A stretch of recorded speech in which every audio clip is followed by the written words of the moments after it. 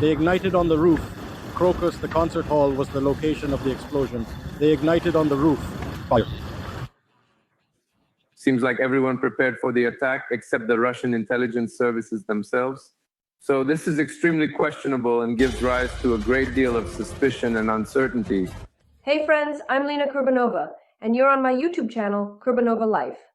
This is an impromptu evening release we didn't plan, but it's fueled by the news that's just coming in from Moscow, from the land of aggressors and the Russian Federation. First, let me tell you what's currently known about Crocus City Hall. Don't forget to like and share all the gathered information, and be sure to subscribe to this channel, Kurbanova. Over the past year, there has been a lot of information about an incident that occurred at the Crocus City Hall concert hall. If we are talking geographically, it is kind of a border, the border of Moscow, one of the most famous concert venues, where one of the concerts of the local bands was supposed to take place today. As it turns out, right before the beginning of the concert at Crocus City Hall, a total of 5 individuals armed with weapons forcibly entered the premises. They promptly eliminated the security, burst out of the room, and began shooting people using rifles in the sheltered area, causing panic and chaos among the occupants. They were able to successfully manage to break through to the concert venue itself, where they were already shooting heavy individuals, and they even managed to successfully blow up or set fire to the seats. Crocus City Hall himself is already almost completely covered in scandal right now. He's smoking, so naturally there are people trapped inside who can't get out because they're being shot. The fire is also blocking their exits. Right now we know that about 40 people have already been killed. And of course, dozens could get injured.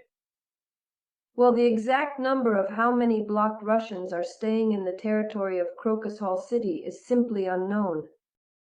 However, what is truly significant, we are adults, we comprehend the nature of this enemy, and that terrorist attacks or acts of terrorism are completely normal and routine occurrences for them. Just today, for the first time in the full-scale war, Putin's press secretary Dmitry Peskov stated that they are no longer appearing as special operations forces but as war. They are in a state of war.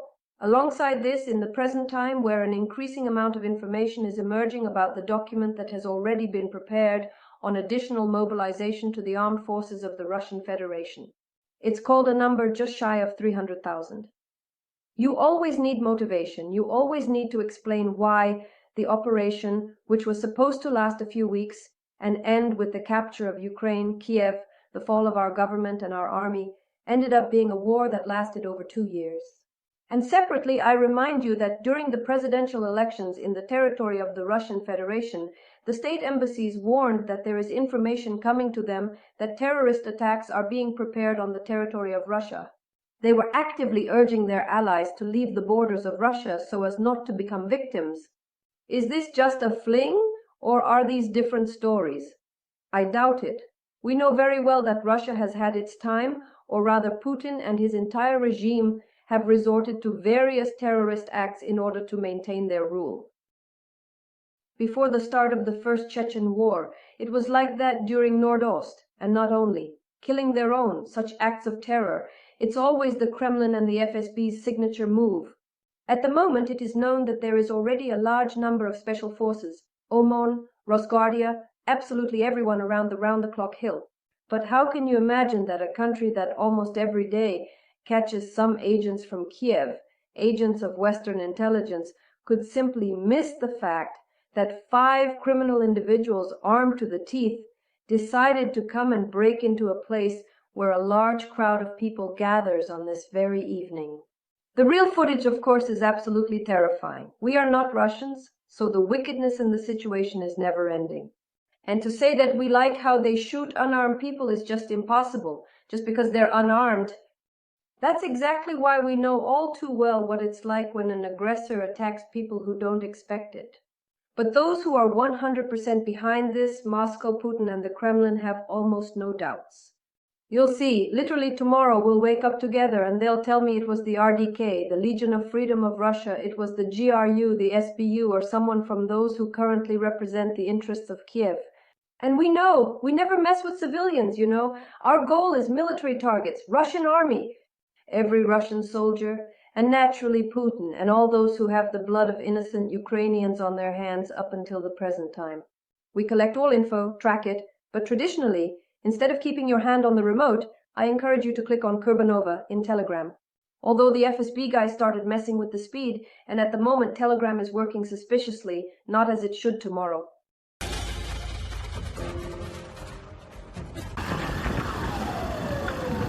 They exploded on the roof. Here is the Crocus, which is a concert hall. They exploded on the roof. Fire. They brought in a large number of ambulances. That's all, folks. Nowhere to lend a hand. We need more people. We're short on medics. They say there are still many individuals who were injured, shot. Do you observe that over there? Crocus, the concert hall is on fire. They just blew up on the roof. They said there are several people with automatic weapons there.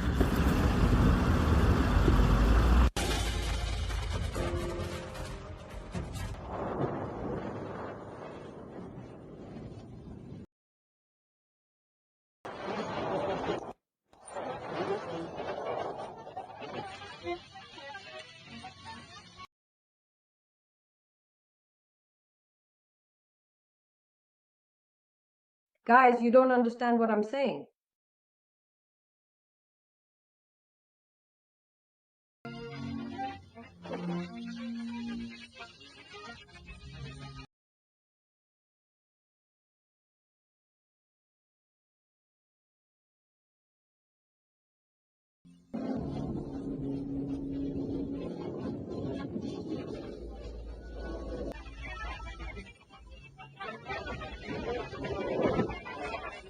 I do not know what you think about it.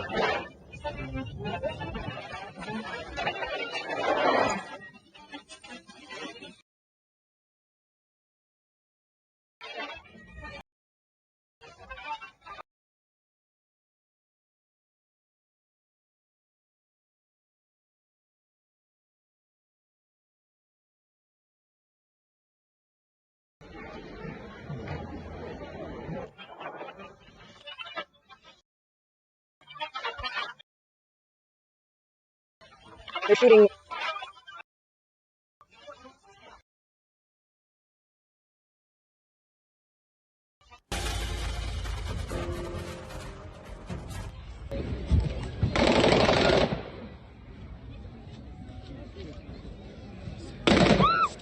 Yes, they're shooting into the crowd.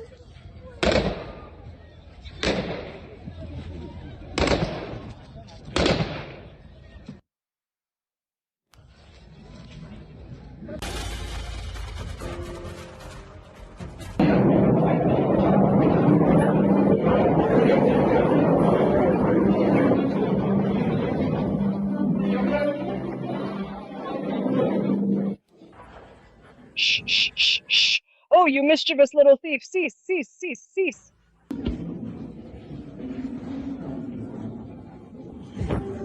No, nobody is aware.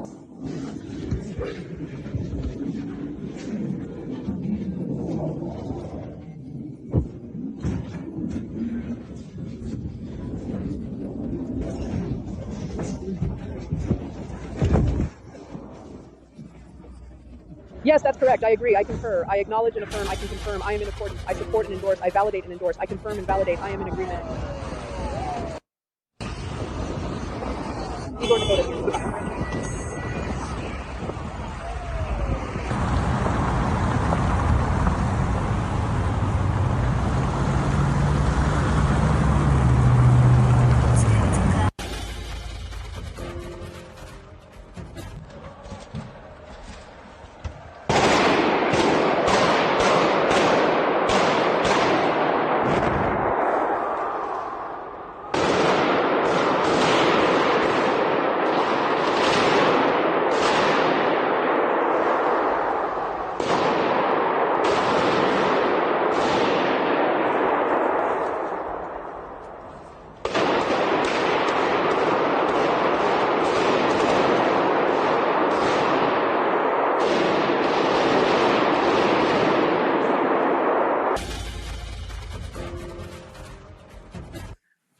We recall that prior to the commencement of a large-scale invasion, a couple of days before the 24th of February, all intelligence agencies around the world were issuing warnings, emphasizing the potential for a terrorist attack to occur in Moscow. And all then grasped it in the context that this terror attack could turn into a bellies case to initiate a war. 2 years ago? Yeah, 2 years ago, there was no terrorist attack, as you remember. I completely forgot about it.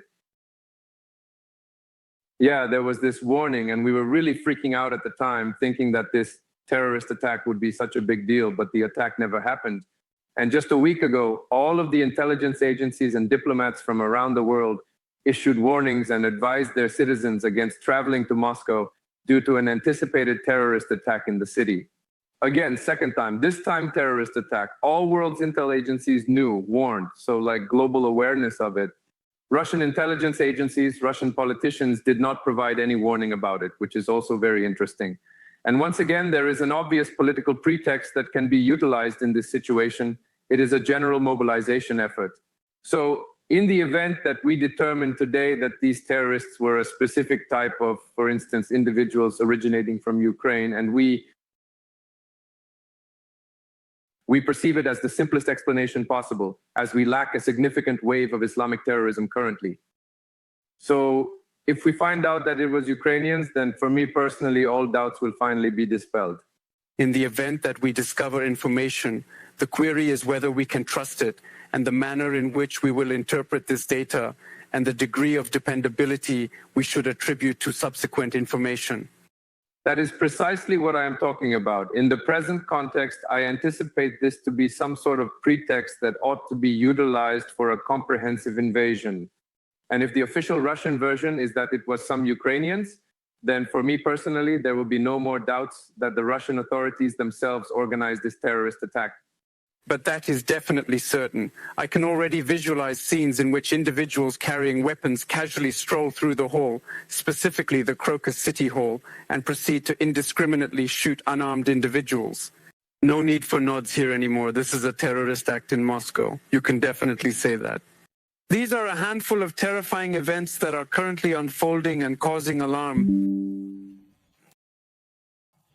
There is currently no other news or updates, and it remains unclear whether the special forces have been engaged in any combat operations at this time.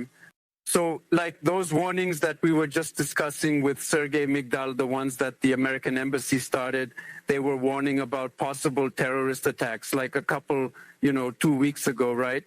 Just a little bit more, 2 weeks ago. Could it be related to what we're seeing now? Yeah, well, like I said before, it's really interesting that the Russian special services didn't warn us about anything. We didn't see any increased security measures, which would be logical if it was some kind of external threat and Russia was preparing for these terrorist attacks. Yeah, there's a public event here and we don't see any security. So it seems like everyone was prepared for this terrorist attack, except for the Russian intelligence agencies themselves. So this is highly suspicious. And once again, I will reiterate, the fact that we heard a second warning and the initial warning occurred prior to a full-scale invasion leads one to believe that it is somehow linked to Russian actions in Ukraine, and we should monitor closely how the Russian authorities will interpret this. Today at 9 in the morning, I observed a message stating that the Federal Security Service, FSB, had uncovered a cell of sympathizers. Although I am unable to find it at the moment, I am certain that it was indeed there, referring to sympathizers, a group of 7 individuals from the Russian Volunteer Corps. So, this group of saboteurs has been neutralized. They had confiscated an aerosol can, a machete, and something else. So, this victorious realities from the FSB, which not only look comical, but downright nauseating against what we see and what is happening today. Apparently, the Russian special services turned out to be, despite the fact that they should be, well, Putin just talked about it at the FSB meeting, they should be seemingly 100% ready and to manage the whole meadow, they were totally unprepared for the unexpected. Yes. And we can confidently affirm that no Russian volunteer corps nor any other Ukrainian combat organizations have ever planned or discussed such acts of terrorism. Even the most radical individuals comprehend that such actions would be counterproductive for Ukraine, as they would result in the loss of support from the entire global community. it is widely understood that no Ukrainian militants have engaged in such activities, as it would undermine Ukraine's position and jeopardize their international backing. So we can confidently state that if there are any claims that Ukrainians are responsible for this, it is an obvious provocation, and there simply are not any such forces in Ukraine that would desire to do something like that. Yeah, all that's left is to sign up for every word you say. That would never cross my mind. Thanks a lot. And come to mind. Thanks a lot.